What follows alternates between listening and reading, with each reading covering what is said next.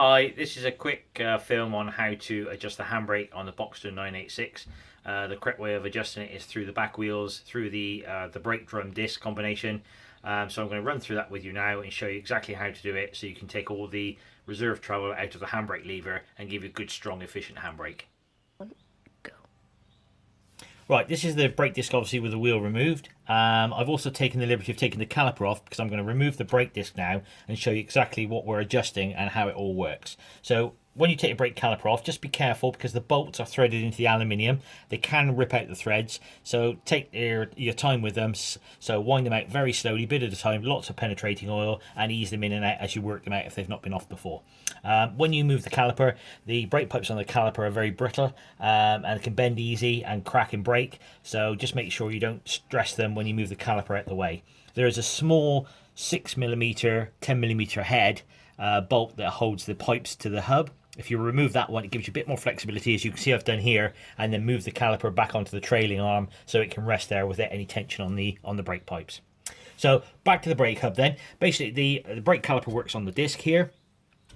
This is a 3.2, so obviously a vented disc, cross-drilled, so you can see the difference between the 2.7 and the 2.5s. They are solid discs unless they've been sort of retrofitted.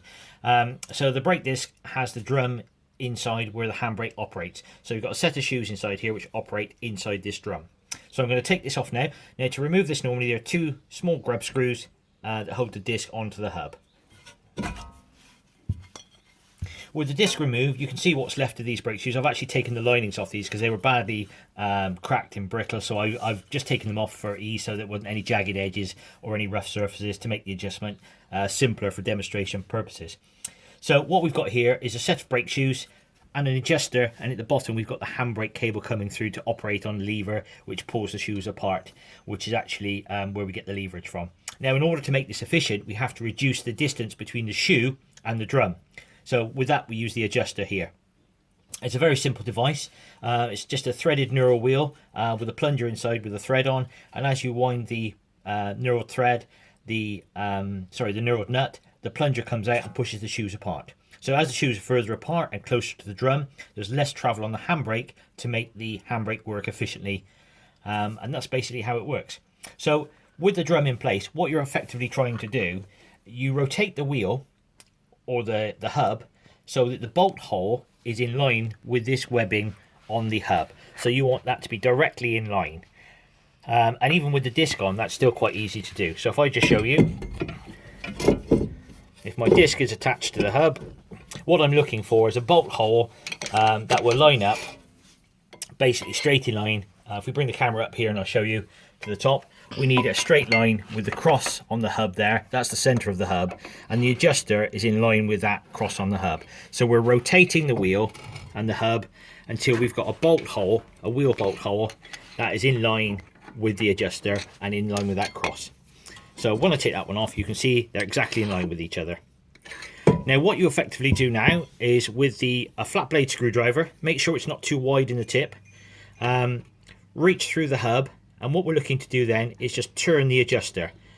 Now because it's a right hand thread, we are winding the adjuster in an upward motion, and as you can see, as I wind, what it does is it unscrews the pin on the end of the adjuster and is jacking out the shoes.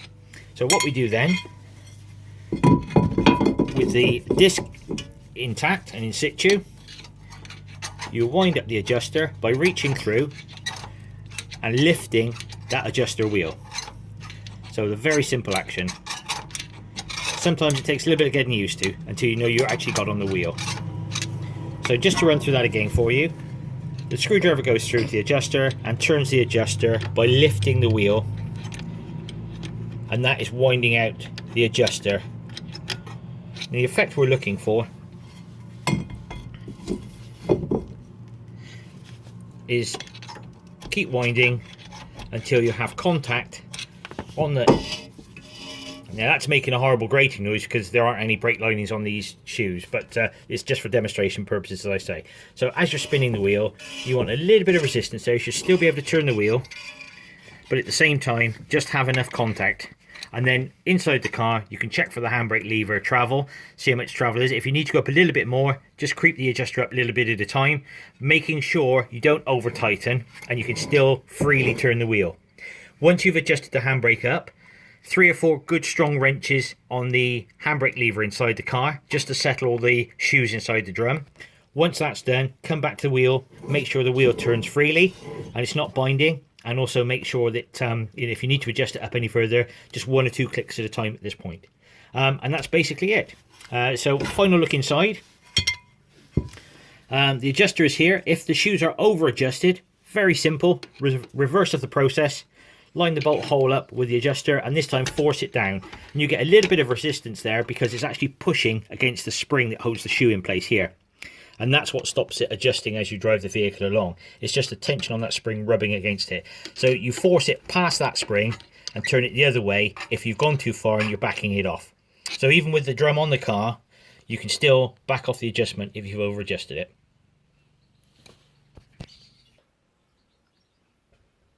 Okay, I hope that was helpful. Don't forget to subscribe and look at all my other videos. There are a few on there now for repairs to the Boxster. Hope you find them useful. So click on the details below and subscribe.